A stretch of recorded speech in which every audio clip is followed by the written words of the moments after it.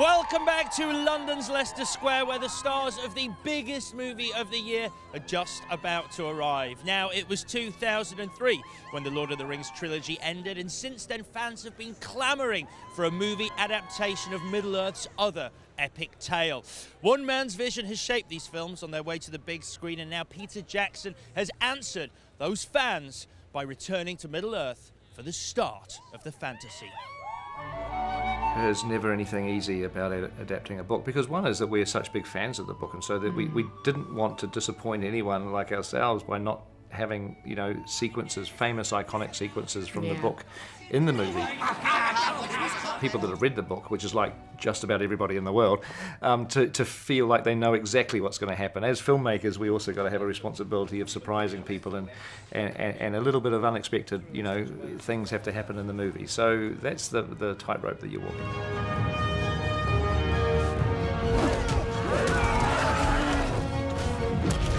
I think Middle-earth represents the dreams of almost everybody, and Tolkien brought them to life in the book, and Peter has brought them to life on film.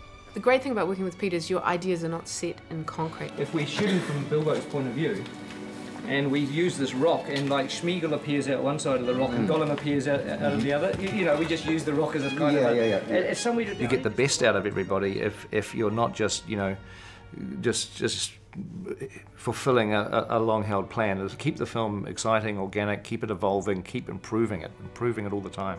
He's always got a better idea than the one he's doing. So if he has to throw something away, it's not a compromise, it's because something better has come up. So there's this incredible energy. Go, go, go, go, go! Go, go, go, go, go!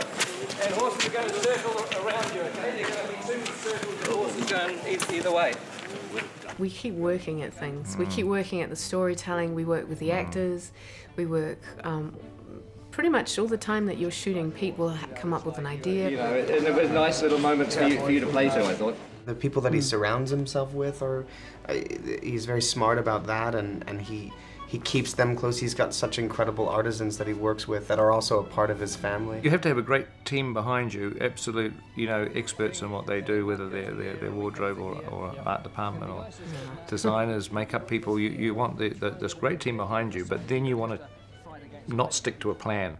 I find no, and I know. Well, no, it does surprise people sometimes when we show up at work and say, you know what, I've got an idea, and we need to do this, and we need to do that, and we've got to change the set. But I just find it much more exciting and invigorating. No, that could be funny, actually. You're right. It was one small chest, hardly overflowing, and it still smells of trouble. You get the best out of everybody if you're not just fulfilling a long-held plan. Keep the film exciting, organic, keep it evolving, keep improving it all the time. So it's like, I think, is it down here is the first look? So which way Laddie's on the move? Is it down here? And then looking that it's not down there. He is an incredibly down-to-earth man, collaborative and generous, touched with genius. They have battled the dark forces of Middle-earth as well as the British weather to be here tonight. But now the stars of The Hobbit have finally made it to the green carpet.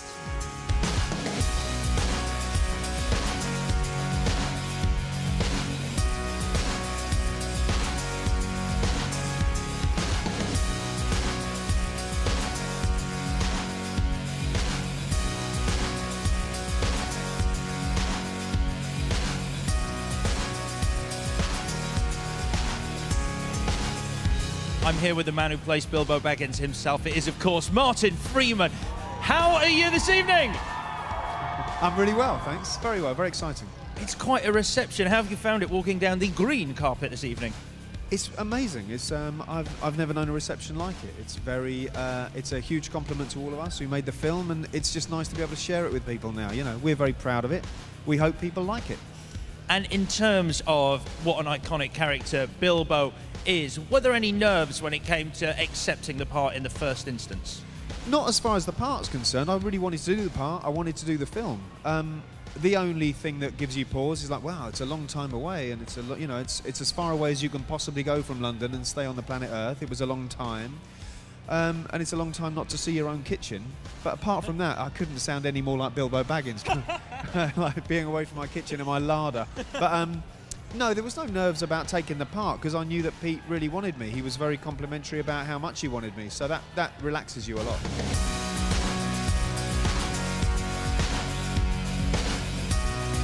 I'm here with Andy Serkis. Great to see you. Great to see you. Thank you very much. Now, let's talk Gollum. What was it like returning to that character after all this time? Well, it was an absolute joy. Gollum is a character that has meant so much to me over the years, you know, and to be absolutely honest, it's a character that's never really gone away. There isn't a day that goes past where Gollum isn't rearing his head in some way, shape or form. This is absolutely fantastic. I used to come here as a child, and I saw every Lord of the Rings premiere here. I saw Star Wars here. I saw everything, and to be here, to be in this cinema and be in this movie, absolutely incredible. It's a dream come true. There's so many people out. It's kind of unnerving, really. It's surreal, but it's there's a great celebratory sort of feeling about the whole thing, and it's great. Yeah, it's amazing. Yeah, it's really exciting. I mean, this is only my second time in London, and I've only been here 4 days, and it's completely surreal. It's really, really amazing. Richard Armitage, good evening. How are you? How was that walk down the carpet tonight? It was amazing. I had a dream last night that I got lost and I couldn't find my way into the cinema. So I think tonight is going to be better than that. So it's already going better than the dream? Already better than the dream, yeah. I mean, everyone's turned out. This is quintessentially a British-English story. So to bring it to London, my home, where I trained as an actor, is just so special.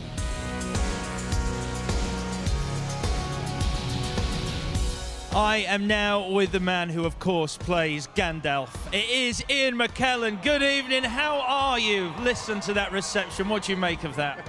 Well, bless their hearts. Some of them have been down here for 9 hours, and they must be very, very cold. But they're excited because they're going to see the movie. If not tonight, then tomorrow.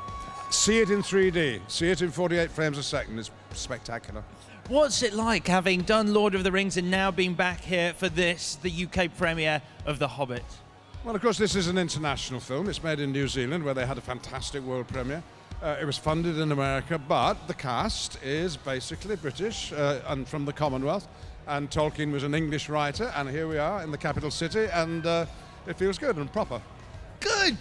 In terms of Gandalf himself, excited. Do you know what I am? This is great. Have you seen the film yet? I have seen the film. What did you think? I very much enjoyed that. I very much enjoyed this movie a lot.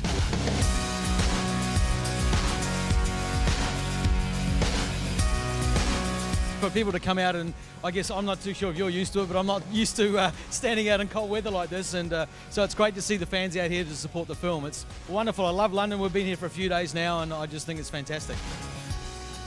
I mean, the weather's enough to drive anyone away, but it's fantastic to see so many, I mean, the fans of the book, but also fans of Peter and you know, of the story, So tell us, in your words, what it was like returning to Middle-earth and indeed the character of Galadriel after all these years. It was a relief. Actually, it was quite a relief to put the ears back on.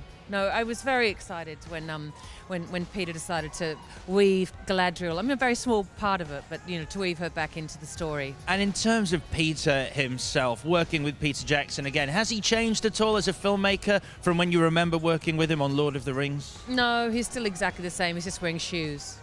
He's a very sort of uncomplicated director. He won't make things harder than they need to be. Yeah, he's a very, very simple... I don't mean he's not a simpleton.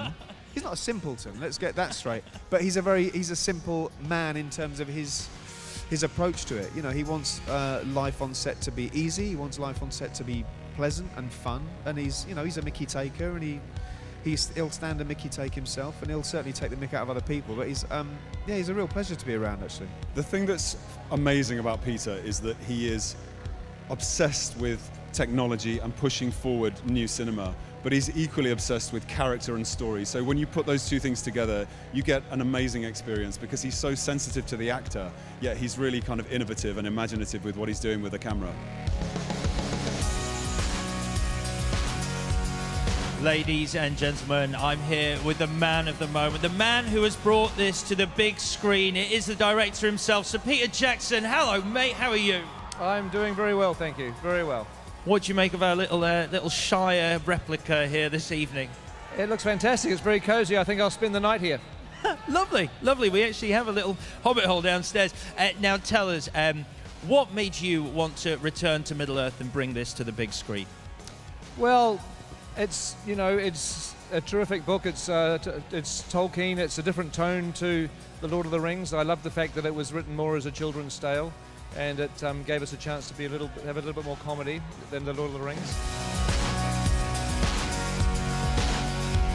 And finally, I would love it if you could give a message to all the fans watching. I know they'd love to hear from you, Andy. Absolutely.